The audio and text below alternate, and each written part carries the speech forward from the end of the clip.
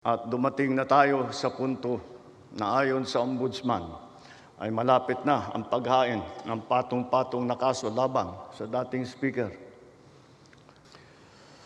Mga kababayan ko, naririto ako muli upang tuparin ang ating katungkulan at magbigay ng ulat sa inyo tungkol sa estado ng ating bansa at sa mga ginagawa ng inyong pamahalaan. 1 taon na ang nakalipas mula noong huli akong tumayo rito upang ilantad ang katiwalian na nadiskubre namin sa mga flood control project. Gaya ng aking ipinangako sa inyo, nagsagawa tayo ng malawakan at malalimang investigasyon na walang pagkikiling kahit kanino man. Masusi nating sinuri at sinundan kung saan tayo itinuro ng ebidensya. Lahat ng kailangang gawin ay ginawa natin upang matuntun ang punot dulo. Mayroon ng mga unang nakasuhan at nakulong, mga kontratista, matataas na opisyal, pati na mga mambabatas. At dumating na tayo sa punto na ayon sa Ombudsman ay malapit na ang paghain ng patong-patong na kaso laban sa dating Speaker. Masakit man sa akin ito, ngunit kailangan nating gawin ang tama. Hindi ako pangulo ng aking pamilya. Hindi ako pangulo ng aking kaibigan.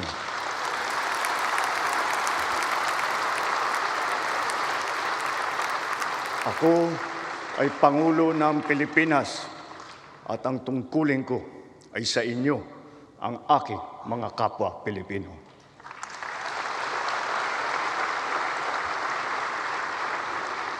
Kaakibat ng mga naisampang mga kaso, tiniyak ng inyong pamahalaan na mababawi mula sa mga nagsabwatan ang nakuha nilang pera ng taong bayan.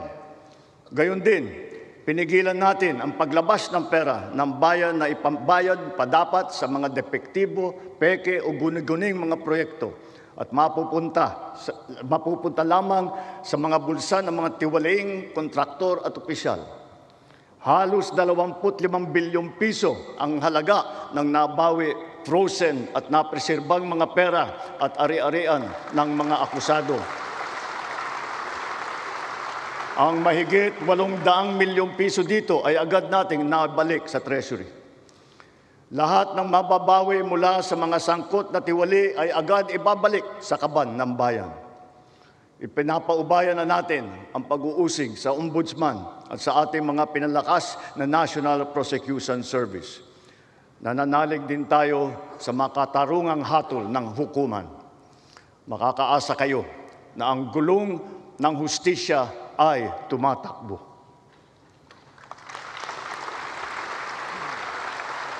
Sa kabila ng mga kaganapang ito, kailangan natin umusad tungo sa pagbabago. Nakatulong ang lahat ng mga ulat at hinaing ninyo sa isumbong na Pangulo, ang inyong pagbabantay at pakikialam sa pamahalaan ay ang susi sa paglaban sa katiwalian. Ang reforma sa DPWH ay nagsimula na. Nagpasok tayo ng mga bagong graduate kasama ang mga tuwid at maasahang mga job order at contract of service. Bukod sa mga flood control project, lahat ng mga proyekto ay sinuri at tiniyak na talagang kinakailangan at maayos mula sa plano, presyo hanggang pagpapatupad. Para walang overpricing, sinigurado natin na ang mga materyales ay ayon sa presyo sa merkado. Bantay sarado ang bawat proyekto at ang nakalaang pondo sa transparency portal, integrity chain at katuwang na ang mga civil society organization. Mula nung tumama sa ating bansa ang epekto ng giyera sa gitnang silangan, nagdeklara tayo agad ng State of National Energy Emergency. Iisa ang ating misyon, uplift, ang iahon ng ating nahihirapang mga mamamayan.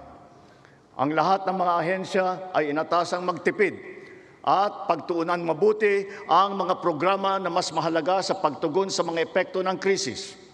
Ibinuhos natin ang pondo kung saan karapat-dapat at mas kinakailangan sa mga pangunahing serbisyong ramdam at tiyak na makakatulong sa ating mamamayan. Ang pera ng taong bayan na muntik mapunta sa bulsa ng mga tiwaling opisyal ay naisalba natin. At sa halip na magamit natin ay nagamit natin sa mabuti at para sa tunay na kapakanan ng mamamayan. Ibinaba natin ang karagdagang halos 58 bilyong pisong pondo sa mga lokal na pamahalaan para mas mabilis at mas malawak ang paglingap sa taong bayan. Mataas ang tiwala at kumpiyansa natin sa mga lokal na pamahalaan.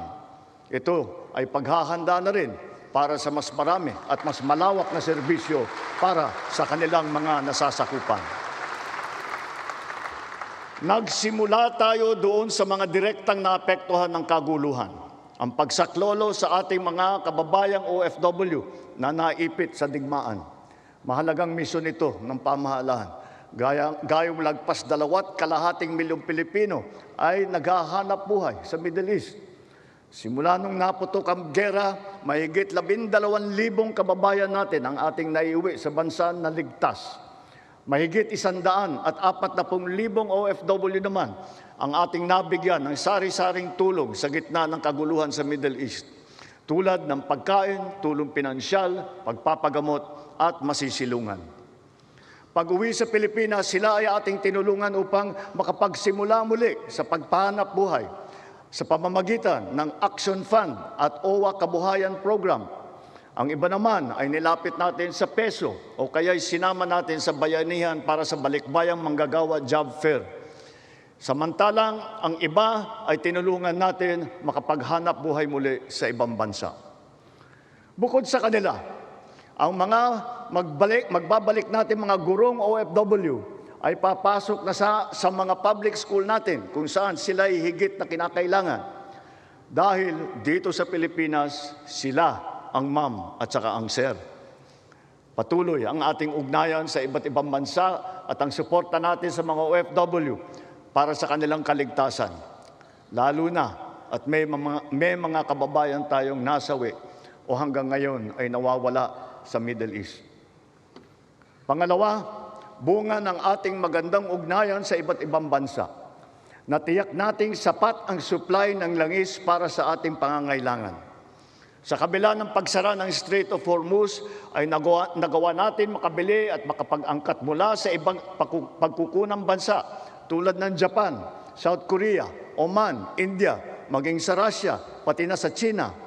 Dahil sa mga ito, natiyak natin na sapat ang supply ng bansa na tatagal hanggang halos 2 buwan. Nakipag-usap din tayo sa Iran para sa kaligtasan ng ating libo-libong mga kababayang tripulante na nasa Strait of Hormuz. Sa kooperasyon ng ating mga kumpanya ng langis, hindi naging biglaan ang pagtaas ng presyo ng petrolyo, kundi paunti-unti sa loob ng 1 linggo. Ito ay para naman maging magaan sa ating nahihirapang mga consumer. Nagtakda rin tayo ng sunod-sunod at malalaking mga price rollback na kailangan tuparin ng mga kumpanya ng langis. Sa tulong ng batas na naipasa ng Kongreso, agad din natin nasuspindi ng 3 buwan ang pagpataw ng excise tax sa LPG at saka sa kerosene. Bukod dito, agad din natin nilimitahan ang pagtaas ng presyo na inaangkat nating bigas. Inaresto at kinasuhan din natin ang mga nahuling nagsasamantala sa kabila ng pagdurusa ng taong bayan habang may state of energy emergency.